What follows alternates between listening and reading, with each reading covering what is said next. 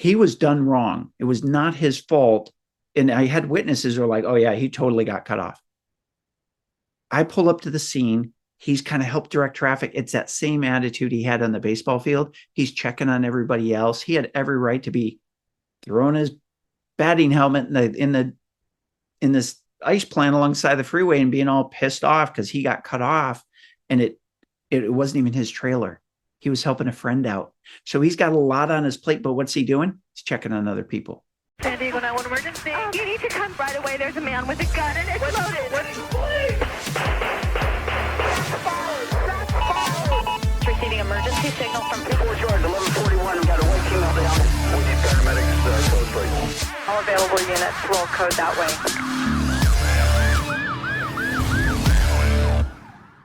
Welcome to the De-Escalation Conversations podcast. With me today is a really cool guy. You're going to enjoy hearing from him. His name is Jason Sherwin. He's a PhD, and he's co-founder and chief executive officer of DeCervo, spelled DeCervo. And you're like, Kerry, what the heck is DeCervo? Well, it's a neurotech company. And you know I geek out on neuroscience. It's a neurotech company that specializes in high-speed decision-making. Think about that for just a moment. Don't take long because it's high speed. Since its founding over a decade ago, DeCervo's work, it's been featured in both popular and scientific press. Organizations like the Wall Street Journal, Scientific American, the New York Times. We won't hold the New York Times against them either. While its user base started in sports, it spread through the NCAA Division I and Major League Baseball, as well as the National Hockey League. Now, Jason, he's been faculty in academia as a research assistant professor in the Department of Ophthalmology at the State University of New York Downstate Medical Center. Prior to that faculty appointment, he completed his his postdoctoral training at Columbia University. Yes, the Columbia University. And he did it under the direction of the brain-computer interface expert, Professor Paul Seda. He got his PhD in 2010, his master's in 2006 in aerospace engineering. Yes, folks, Jason is a freaking rocket scientist. And he's still a down-to-earth guy. That's the pretty cool part. So Georgia Institute of Technology, if you've ever heard of it, well, that's where he got his aerospace engineering from. He also holds a bachelor's in physics from the University of Chicago. He's also, and this is the cool thing about him, he's an active composer, a performer, and a DJ. Told you he was a cool guy in the music industry, both in New York and Pennsylvania. Today, we're going to be talking about DeCervo. We're going to be talking about neuroscience, because that's what we do. And we're going to be talking about high-speed decision-making, which as a first responder, as a K through 12 school teacher, you need to be making fast decisions. Jason's going to be talking about what they do for both research and helping people make rapid, time-critical, and correct decisions. Jason, welcome to the show. Thanks, Gary. That was a great introduction. Sorry about the New York Times part. Yeah, it's okay. Like I said, we won't hold that against you. So tell us about DeCervo. How did it start? What is it? Let me back off of even that. Tell me first, why should I even care about DeCervo? Why should I care about Jason? Yeah, no, it's a good question. Well, when we started DeCervo about, like you said, over 10 years ago, from work we were doing on high-speed decision-making. And I came to neuroscience, to biomedical engineering, totally fresh. It sounds similar coming from aerospace engineering into biomedical engineering. It's like, well, it's engineering. Well, it's words I don't really, hear every day. But the thing with coming in from a different discipline, coming from aerospace into neuroscience engineering, biomedical engineering, was that I could look at it from a kind of a novice perspective and say, who cares, right? And why are we measuring that? right? Why are we doing this experiment?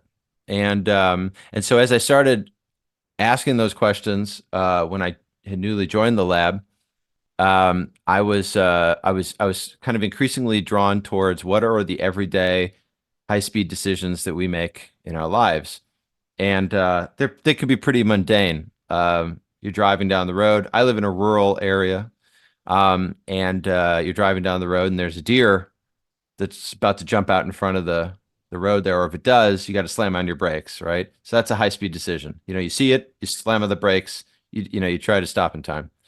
That's thinking fast, in the words of Daniel Kahneman. Uh, Thinking slow is a different version of making decisions.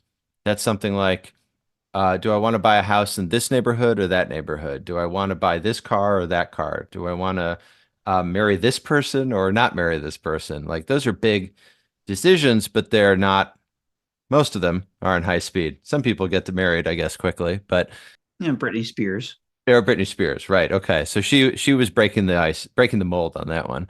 But for the most part, those are thought out, deliberate decisions that take time. High speed decisions, slam on the brakes when you're driving the car.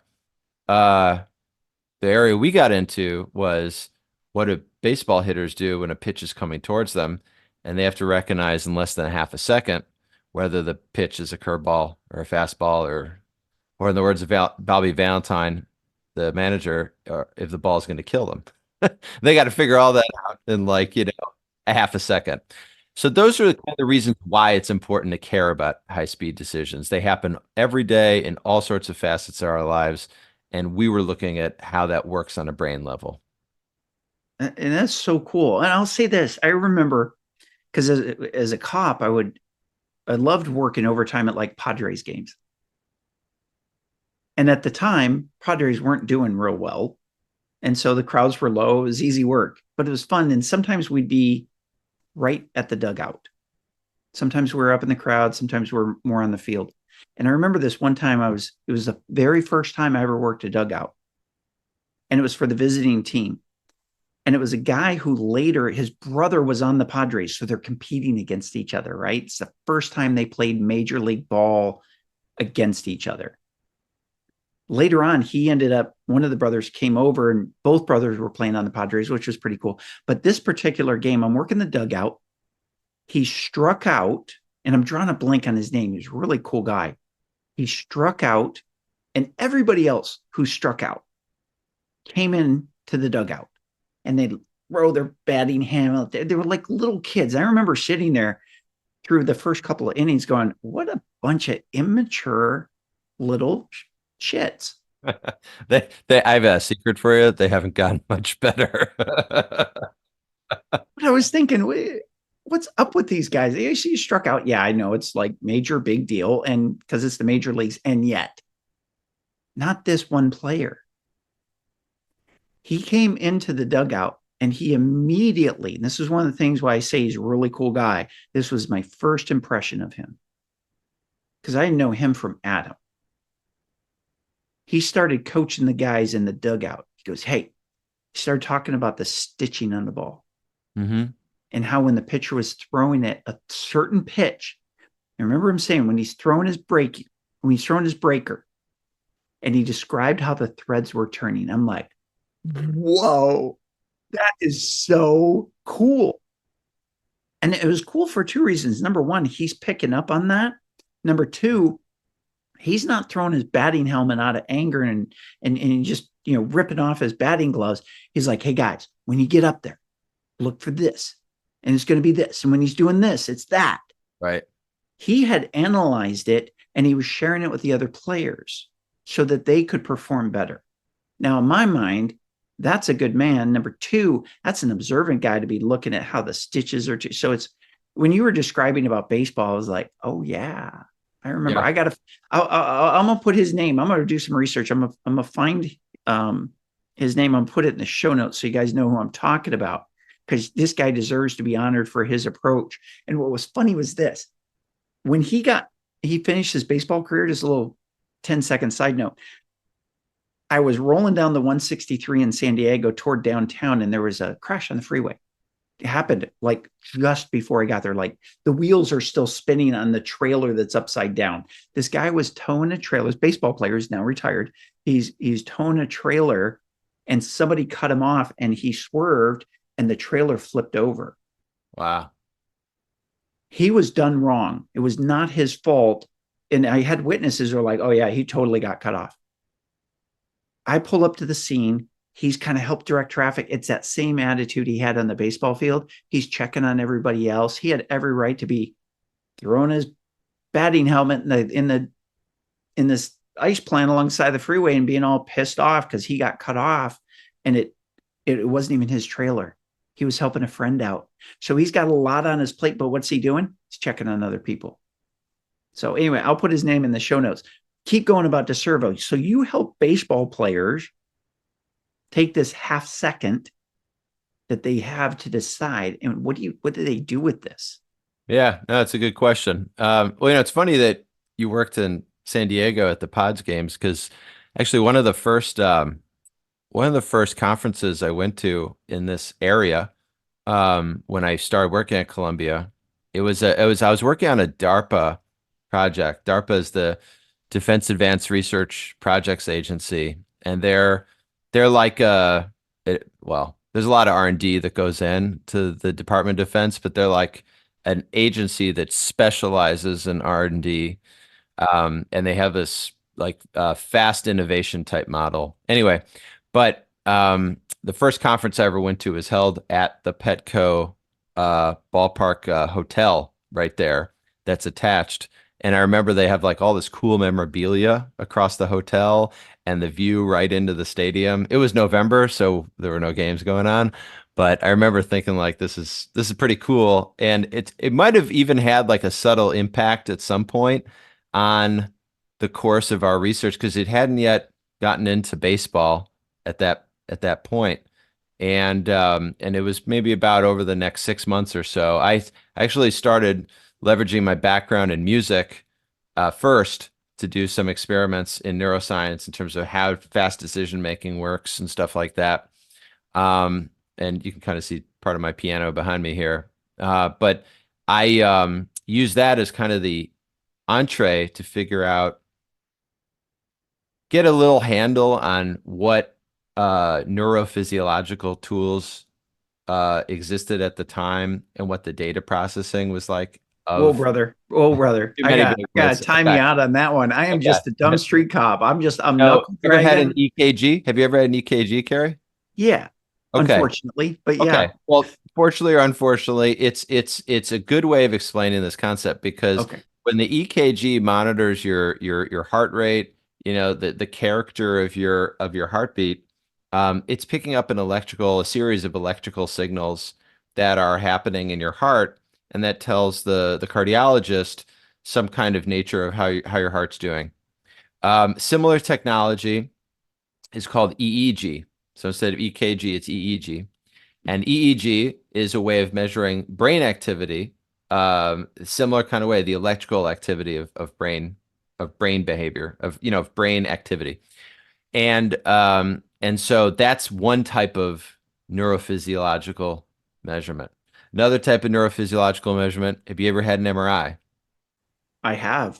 Again, all of these are unfortunate, but I've had them all. So I know it. It's fortunate for us, because it means you know what I'm talking about. It means you are just as much of an expert in neurophysiology, and we're going to figure that out right now. And it is because an MRI, what did you have it on? Your shoulder, your knee, something like that? Head? MRI, my head, Okay.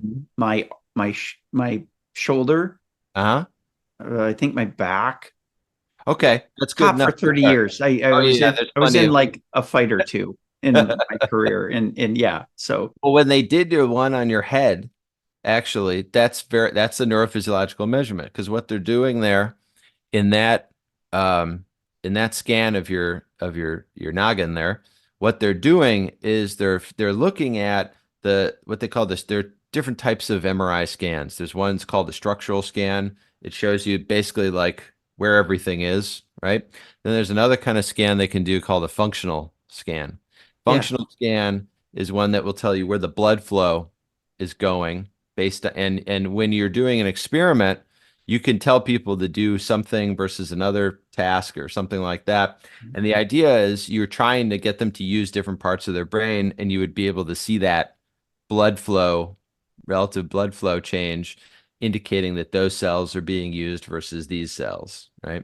So those are all neurophysiological And measurements. this is great the way you explain it, because we talk about the functional MRIs all the time for determining whether somebody's in executive state or survival Yeah. state, what triggers the whole Yes. Lieberman study in 2007 that started the whole thing, the basis of what we teach at IDEA right now for advanced de-escalation is exactly what you're talking about with the functional MRI machines and where the research came from. So our listeners have heard me talk about this a lot.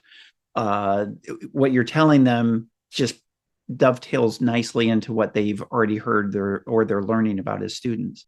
That's good. Yeah. No, and actually after we met and before doing this, I also listened to a couple of your podcasts that focused on that topic, or on neuroscientific topics. So I think it's great that the audience is aware of these things. So you were a And stalker. I'm semi a stalker. Okay, that's all right. I encourage that. So that's really kind of where things began. But since I was just as novice with EEG, MRI, this whole alphabet soup of ways of measuring the brain. I knew just as little about it as you did 10 seconds ago, right? But now you're almost an expert too. And and so I so play one on now TV. so there you go. You play it great. So that was that's the Catch Me If You Can character. He learned to be a Yeah. doctor by Oh my watching God. it. Yes. I concur. Anyway, so it was a process for me to figure out and learn these, ways of measuring the brain. I mean, keep in mind, I'd been doing the previous 5 years or so of aircraft design, spaceship design, rocket design, like all this other kind of stuff, entry vehicle landing design, all this kind of stuff, which is totally different than how the brain and nervous system function. So About when as I made different this as you can get. Holy mackerel. So when I made this switch, I needed to like have some kind of firm footing of an area that I knew about already to kind of give me a way of figuring out and learning more about these ways that the brain is measured. And so because I had such a background in music, I used my background in music to kind of start figuring out, all right, what is it about listening to music that can tell us something about high-speed decision making? And particularly even playing an instrument. And so that's really where our first experiments began. It was all about how lay people, so non-musicians, would hear music, hear like a mistake actually in music that we programmed into the recording, and then how that mistake would register on a brain level, and then how that mistake would register on a brain level for the non-musicians versus like someone who played that instrument that they were listening to. And so, if you think about like someone who's become really proficient at firearms, to make it a law enforcement analogy, someone who's really proficient with firearms, like a marksman kind of level, they're kind of like their weapon kind of becomes an extension of their own body, right? You hear this with tennis players talking about their racket, but there are many other areas of expertise. And that's the same way with musicians. Their instrument becomes like an extension of their body. And we were able to actually measure that effect on the brain level using this neurophysiological measurement, the EEG mostly, in musicians. And that gave us kind of the gateway to figure out like how could this work in sports? How could this work in other areas like law enforcement, right? So baseball hitters, softball hitters, hockey officials in the NHL. We've been training the new NHL officials for the last 6 years now with the NHL. And then, moving into law enforcement has been a really interesting, shift because you're arbitrating, right? Just like you do as you're arbiting as you would as an official, as a referee, as a linesman in hockey, but you're applying a very kind of layered and complex set of policies, right? So constitutional, state law, municipal law to a particular set of situations.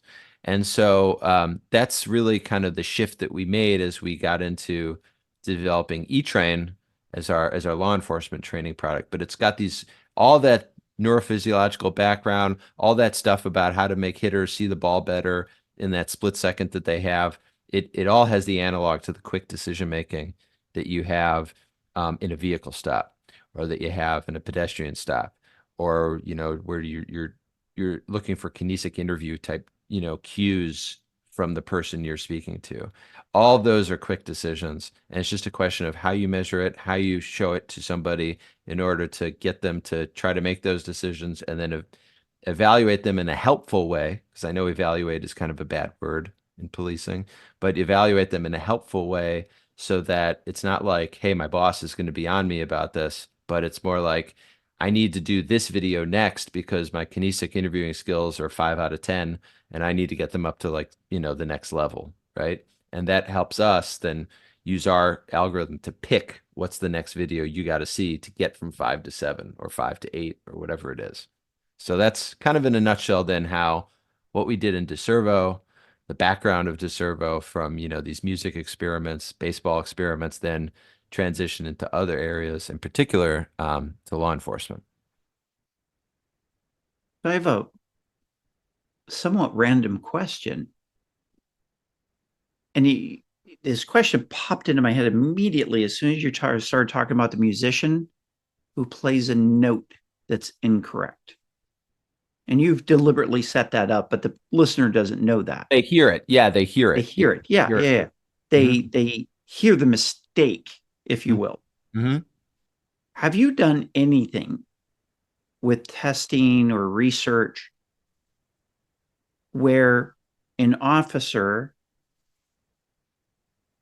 is maybe perhaps viewing a video, or they're with a suspect, and the suspect does something that would fall under the category of a red flag for officer safety?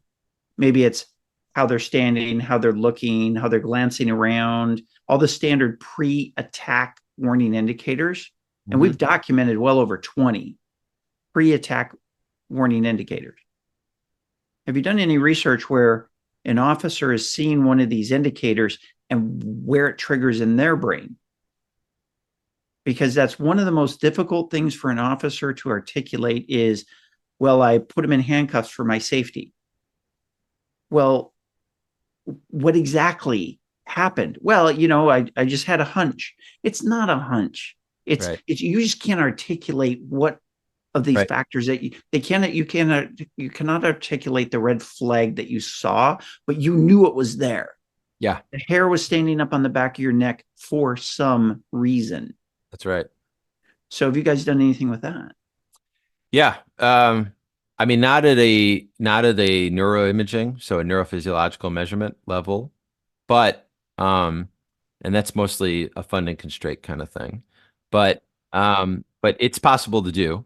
It's really just it's a money and a resources, like time resources kind of issue. But we get a very good analog to that when we measure reaction time, so response time to something happening in a scene in eTrain. So I have a few examples of that popped into my mind when you were talking about it, because in policing is at this strange interface between fast and slow decisions, right? Because you're supposed to make the decisions. You have to make them fast in a lot, in pretty much most instances, right? But you're incentivized to make them correctly, meaning slowly, right? And in particular, they have to be, report writing is a big thing because that's the basis of evidence that then goes into prosecution, right? And so, there's that articulation need for the next step, right? Colloquially speaking, for Law and Order in terms of the TV show, right? So, in terms of like how the law is applied, right? And in the order piece, it's how do you elucidate what happened and what you saw and what you did in response to what you saw, heard, etc. And we'll have examples. So in E-Train, it's all body-worn camera footage based. So when you're watching a body-worn camera of an encounter on the evening news, they don't like, stop it and go, okay, should you do A, B, C, or D here, right? Or they won't like show it to you and say like, tap on the screen where something weird is going on in terms of the body language of the guy who's being shown, right? They just fast forward to the bloody shootout, which gets the most clickbait. But there's a ton of relevant information going on in those interactions that's captured with the body cam and for training purposes. And those types of cues from a person you're speaking to were really the basis of how we even named E-Train what it is, E-Train, because the Anchorage Police Department had this interest in recognizing cues of escalation or de-escalation, as they called it, in the person that they're interviewing. And they were a dash cam only agency at the time. And so we were getting these dash cam videos from them, and we made this starting kind of project, you know, video game in the beginning is kind of what it was, where they would tap once on the screen if it was an escalation sign, or twice on the screen if it was de-escalation. So an escalation sign would be like you've stopped two guys on bikes in the middle of the night because they had a report of a robbery, right? So you stop them on bikes, you're talking to them, and you have a suspicion that they're the ones, but you don't really know yet. And you're speaking to them, and it's only visual you see. You don't see audio because it's the dashboard camera. And so you have to tap when you see a sign of escalation. So you're talking to the suspect, and the suspect then starts looking around, right? Okay, that might be a cue. He's looking for an escape route. Tap, right? Keep talking a little bit more. Now he's like grabbing onto his handlebars, right, of his bike, right? Turning them a little bit as he's kind of, being talked to a little bit more. Tap, right? Anyway, so things accelerate in this interaction. He doesn't want to, they decide to put him under arrest. He's resisting. Tap, right? After he's under arrest, his buddy is still on his bike, like standing on the crossbar there, and he just saw that his friend got taken down and he's in cuffs now. And you see, and then you see the officer point to him and go, down on the ground. He gets off the bike, double tap, de-escalation. He gets down on the ground on his knees, double tap again, sign of de-escalation. And so, you go one by one as this scene is unfolding.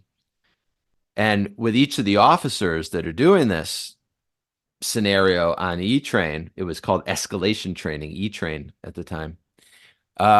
You could grade what timing they saw, what evidence they were looking at on the screen at that moment.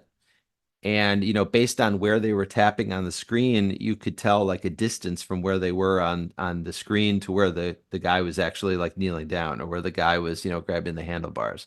And that would tell us that they were attending to the thing that was telling them escalation or de-escalation. And so that kind of concept really then fed forward later on into all the other areas that E-Train has been used in now. And it's a whole story about like being introduced to someone at the NYPD in New York, which is where we were before, and them wanting to kind of morph this into how they retaught the stop and frisk program after the consent decree. And so that's kind of a whole other story. But the basic underpinning of your question about like, how do officers, elucidate that, hey, I just felt funny or whatever. It's because there's something going on in the scene and they're tapping for it or whatever. In the case of E-Train, they're tapping for it. And that's telling us the evidence that they're going off of, right? They can't do that in real life, right? But we can kind of get a sense of how well they're integrating visual and auditory information from how they're doing in these types of scenarios like we do in E-Train. So how long does it take to go through E-Train? And do you only go through it once? Do you go through it once a day for the rest of your life? I mean, how does E-Train work in the ideal situation? The use cases that I've seen most mostly break down into two categories in law enforcement. There's the academy version of usage, and then there's the in-service usage. Actually, yesterday I was speaking to somebody who may have introduced me to a third category that I have heard about. I've talked to a few people about in the past. He's written a book. His name is Steve Sheridan. He's written a book on community policing, and things, a couple books on leadership and things like that in policing. So shout out to Steve. But it was another area about like how do you educate the community you serve in terms of like what those decisions are really like and the amount of time that you have to make them. But we haven't yet done that. We mostly have been in-service training and academy training.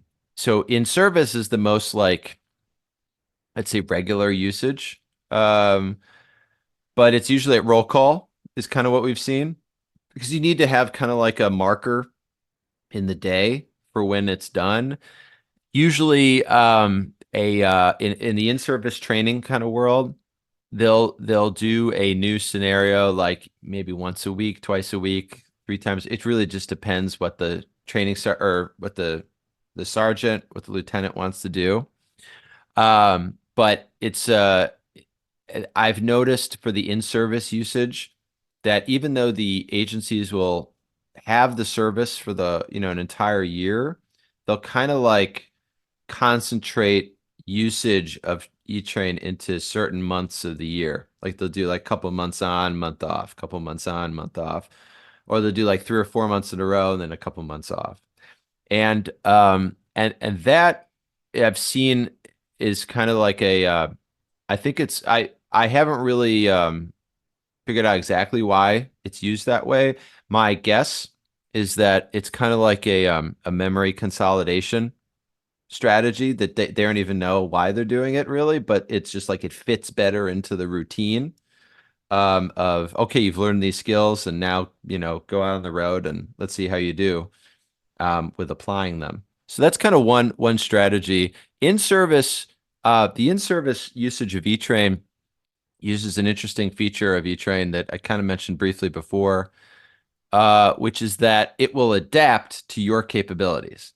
So, if you've got like in E-Train, we'll cover things like, vehicle stops, kinetic interview training, use of force decisions, de-escalation techniques, you name it, right? And so with each of these categories will come up in a given scenario, there's no siloing, because like life isn't siloed, right? You'll have in a vehicle stop, you'll have a constitutional issue come up. You'll have a de-escalation issue come up. You might have, something else come up. An interview, kinetic interview issue come up. So as you do more and more scenarios, you accumulate scores by your accuracy, your response time in these various areas. And so you could have like, you're 9 out of 10 on use of force, you're 2 out of 10 on vehicle stops, right? And so if that's the case, like 9 out of 10 use of force, 2 out of 10 vehicle stops, the next video at that moment, the next scenario you see would be automatically picked to give you like a really hard use of force, like try to get you a really hard use of force, but also get you an easier vehicle stop, right? Something that can push you from 2 to 3, 2 to 4, rather than like up to 9 because you're not ready for it and you're just going to miserably fail that, right? Now, it's not that easy because sometimes, you can't really pick life to fit. But for the most part, the algorithm that we have is pretty good at doing that. We've been deploying it for, I'd say the last 4 years of the 6 for the NHL officials, and it's worked swimmingly. I mean, it's really good. And what the great thing about it is that it gives the user, the officer, the official, the referee, the linesman, it gives the user the experience that they're like getting just practice, but it's targeted to their particular strengths and weaknesses. And it's so helpful in that regard, I think, because like, I mean, it's like having a coach, a trainer with you all the time, to kind of guide you. And that's really on the in-service side. Now they'll review on the in-service side, they'll review what we call the after action report in E-Train, which shows like, okay, at this juncture, the question was this, and you answered of A, B, and C, you answered A, and that was right because this is what the law is in that situation. So there's a little more of a readout, like you would see in something like Police One, or like something you would see in Virtual Academy and other e-learning products like that. So we do have some more of that like detailed explanation text type stuff, but and it's not really a criticism of the industry. It's just like, I think the reality of the industry before, like when we arrived, was there's a lot of words, there's a lot of text in a lot of these products. And I know that that's the basis of the law, is the text, right? And how that text is applied. But the actual policing act is it's decision making on visual and auditory cues in the moment. It's not reading something and then, you know what I mean? Like, you have to apply the text, you have to apply the policy, whether it's constitutional, state, whatever, in the moment. But the actual like neurophysiological mechanism that's going on, it's not you're reading a story about, a guy coming at you with a gun. Like, the guy is coming at you with a gun, right? And that's very different on a brain processing level, reading it versus reading about it versus actually being there when the thing is coming at you. And, Right. that's one of the reasons why E-Train, isn't perfect, right? As much as I would love for it to be so, it's just not. And as much as the New York Times behind me would say otherwise, about other things we did, we're not perfect. So one of the reasons that it's good, but not perfect, is because body worn camera footage is one of the ways that we simulate that experience of being in the encounter, right? There are a lot of tools out there for reenactments, like virtual reality type things and stuff like that. And even role-based training in academies and in agencies is a good alternative too. The problem with that is that that they're role playing, that they're acting, right? Because I mean, as a cop, I mean, I didn't really grow up with much law enforcement experience. I'll tell you about that later. But as a cop, I'm sure, Kerry, like, you've got a great BS detector, right? Like, you know when somebody, like, you know what I mean? Like, kind of where things are going. You kind of have this street smart level that tells you like when things are for real and when things are not. And so when you're training with reenacted scenarios or with role playing or any of these kind of things, like, when that was all you could do, great, right? But now with body worn camera footage, like, you can do a lot better. And that's telling you the exact intensity of that really pissed off motorist who you just pulled over, right? In terms of his speaking or her speaking, manner. Their clothing telling you all sorts of, I mean, all those things are relevant in terms of getting the hairs on the back of your neck to stand up or not stand up, in terms of how you make a decision. So in-service training, the use of the body-worn camera, I think, is very helpful for that, because it gives them an analog to what it's like when they're on patrol, but it's not the same kind of consequences of a mistake, right? In terms of, life preservation. Right. Which makes So, total sense. right. So let me ask you this. I'm always fascinated by how a referee, baseball, NHL, football, whatever, can see a split second play. And they've been watching it develop. They see the critical moment. They make their decision. Tennis, the ball's in or out. The tag was made at the first base. The first baseman caught the ball before the runner tagged the bag. How does DeCervo take an umpire, a referee, and teach them how to make even better decisions? And most of them are pretty darn good at what they do. Yeah. I mean, for all the calls that they make, the vast majority don't get challenged. So how does DeCervo or E-Train or whatever system you're using, how does that help them make faster, better decisions? Yeah, that's an interesting question because uh, the director of officiating for the NHL, Stephen is his name, Stephen Walcom. He was a veteran official. Officiated in the Stanley Cup playoffs many times, the finals many times. And he would always tell us like we don't want them making fast decisions, you know. So don't measure how quickly they make the decisions. So I tell them it's like, don't worry, we're not pushing them to make them faster because they actually don't want them to make the decisions quickly. I don't know if you ever watched an NHL game or any hockey game. You could have like, some action happens, right? And then like a minute later, you'll get a whistle, right? So they'll do that sometimes in hockey because they'll want to like mentally go through what they just saw sometimes, and they have a little more luxury to do that. NBA, they don't have that luxury. Baseball for sure, Major League umpires do not have that luxury. We did work with the Major League But I was umpires. going to say, but at the same time, your first base umpire, Yeah, there's a delay. And even on the home plate, sometimes it feels to me anyway, right, there's a delay. That runner crosses the bag, the ball's been caught by the first baseman. I'm like, oh, that was really close. right. And there's this time period that passes, Yeah, where you're like with bated breath trying to see right? what the call's going to be, right? Like it's gonna be Right, right, out. right, And there's that hesitation. I shouldn't say it's a hesitation purposely, but there's a time delay. yeah. They're And they're so are they being replaying what they taught? saw. Yeah, they're Okay. All right. basically replaying Cool. what they saw to in their mind to like make sure and kind of re-examine it. And that's something that's kind of interesting for us from the quick decision making side. Like we made our first product was something called U-Hit. It's for hitters, right? That's for hitters recognizing pitches, curveball, slider, right?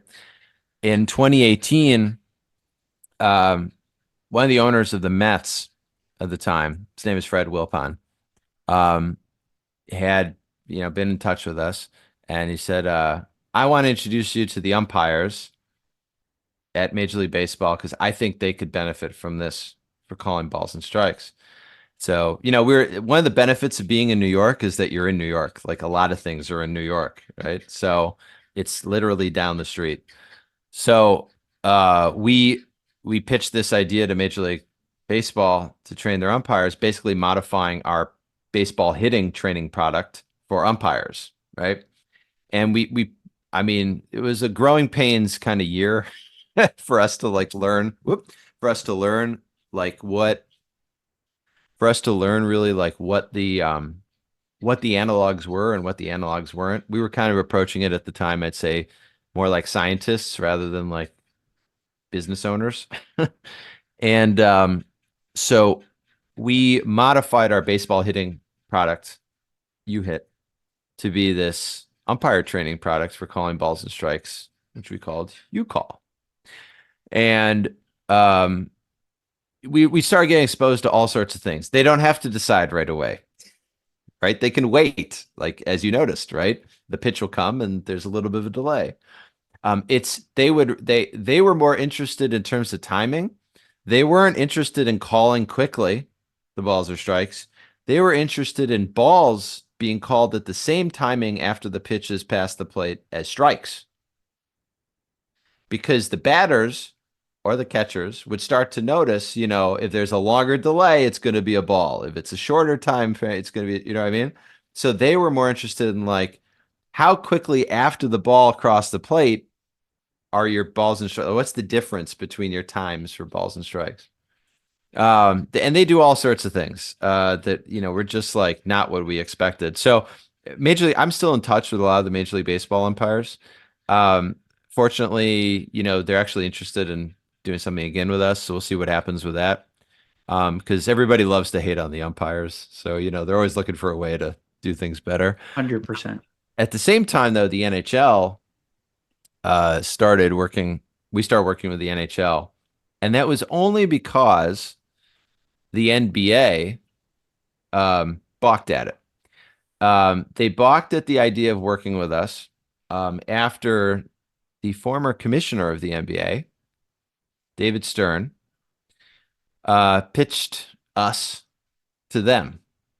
And we met David Stern at he also went to Columbia University, and he went to law school there. And he was a great guy. I kind of it was such a shame when he passed away. He died about a month before all the COVID lockdown stuff started. And I always referred to him like as our rabbi of sports marketing. Like he just knew everything. And it was like my father was a rabbi, so I know the experience. Like you go to the office, you sit at the feet of the master and you hear the wisdom, and you just come out of there like knowing that you know a lot less of really what you thought you knew, but knowing there are so many more questions that you should be asking right now, right? That's what it was like going to David Stern's office. And he ran a panel for Columbia for this like sport tech entrepreneurship type thing in 2015. There's some videos of it online and I think connected to our website. And they threw me up there because my partner Jordan and I had started DeCervo out of Columbia Research. And so that's how I met David Stern. And he said, on the panel, he said something like, forget about the players.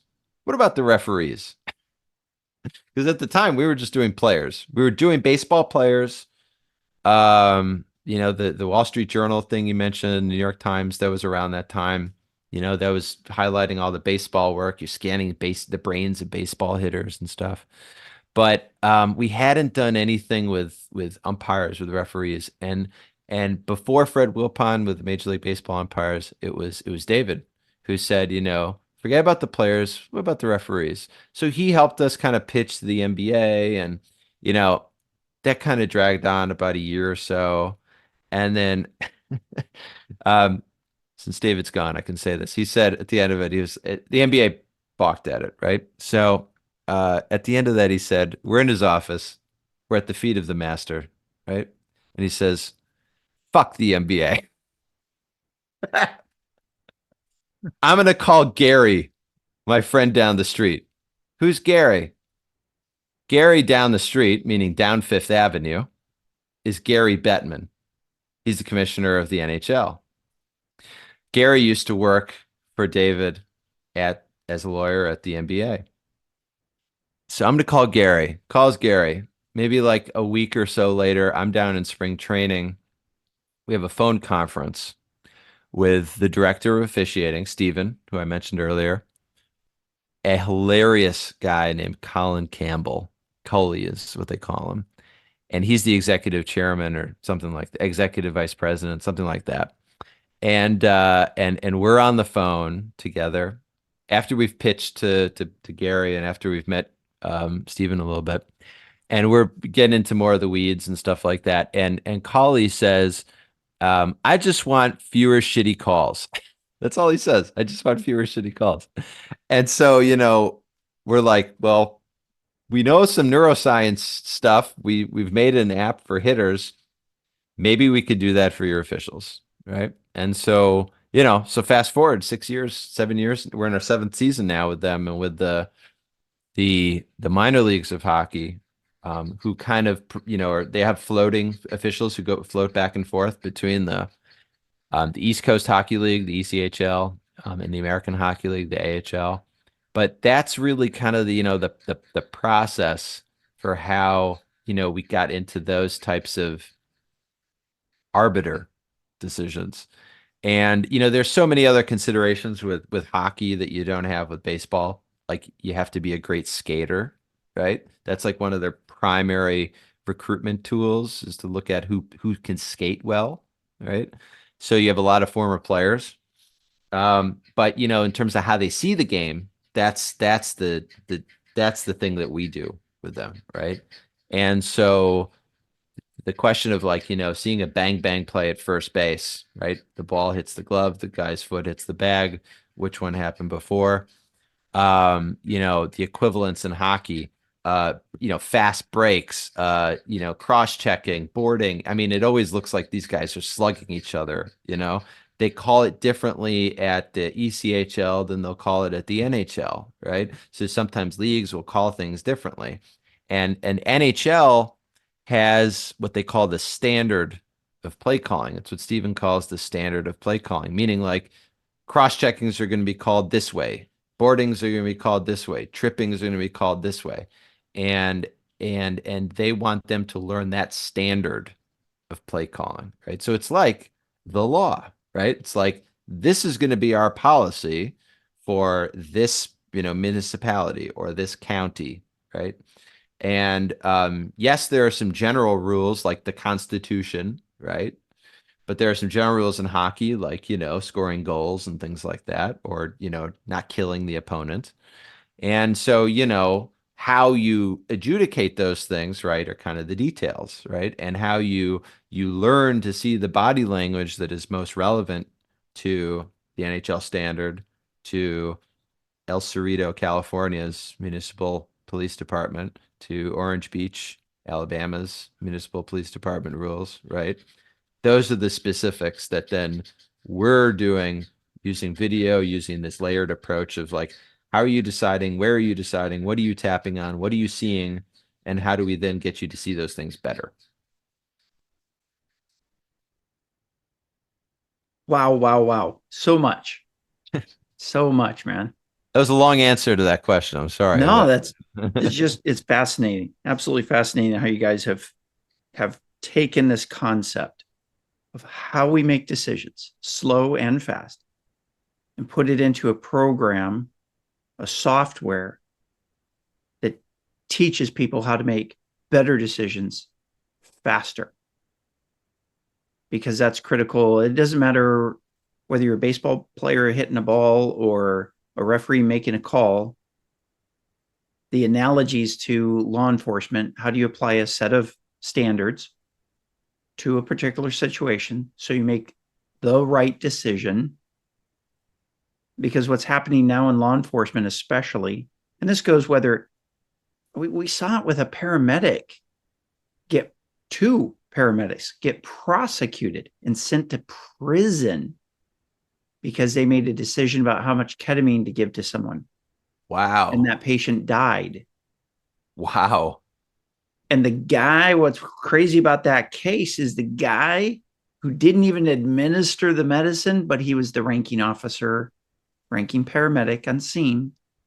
He went to prison for 15 years. Jesus.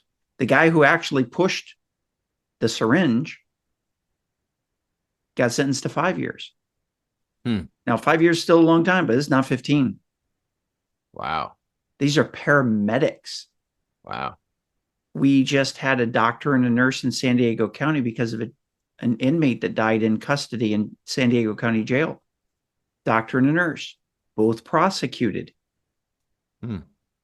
Wow. Because of the decisions that they made based on the information that they had about this patient's condition. We know that cops are getting prosecuted. And so as we look at how we're making decisions out in the field, the fact that DeCervo is serving all these different communities and helping people make better decisions, pretty darn cool. Folks, if you want to learn more about DeCervo, DeCervo, you can go to one of two places. You can go to the IDEA website /DeCervo, and we'll direct you over to their website. And you can also learn a little bit more about Jason. You can find out about Jason's bio. You can find out all sorts of information about DeCervo, connect directly with them. So come to theidea.world /DeCervo. And at the same time, while you're there, check out our other podcast episodes. Jason, thanks for being on the De-Escalation Conversations podcast. It has been a true pleasure to have you. I'd love to have you back and talk more about how these decision-making parameters work. Would you be open to that? Sure. Absolutely. Very cool. Thanks for being here today. For our listeners, you know that you can go to theidea.world for all sorts of free resources on advanced de-escalation, conflict resolution, and communication skills. Check us out. Check out the other episodes of our podcast at theidea.world/podcast. Definitely check out DeCervo at /DeCervo, DECERVO. Until next time, please stay safe. You found a lot of great value in this episode of the De-Escalation Conversations podcast. Please be sure to go to our website, theidea.world, THEIDEA.world. On that website, just click on the link that resonates with you most. If you're a K-12 educator, if you're a firefighter, medical services, law enforcement, flight attendants, whatever industry you're in, we have specialized training for you. So check that training out, because literally it can save your life, it can save your relationship, it can save your career. So check out theidea.world. I'll look forward to seeing you soon. Take care. This is Kerry Mensior, and thanks for watching this episode of the De-Escalation Conversations podcast. I hope you got some great insights that you can use right away. But don't stop here. Click that video link above and keep the momentum going with another powerful episode. And hey, if you haven't already, please hit that like button and the subscribe bell so you never miss an episode. New strategies, new stories, and new ways to connect coming your way every week. See you in the next episode.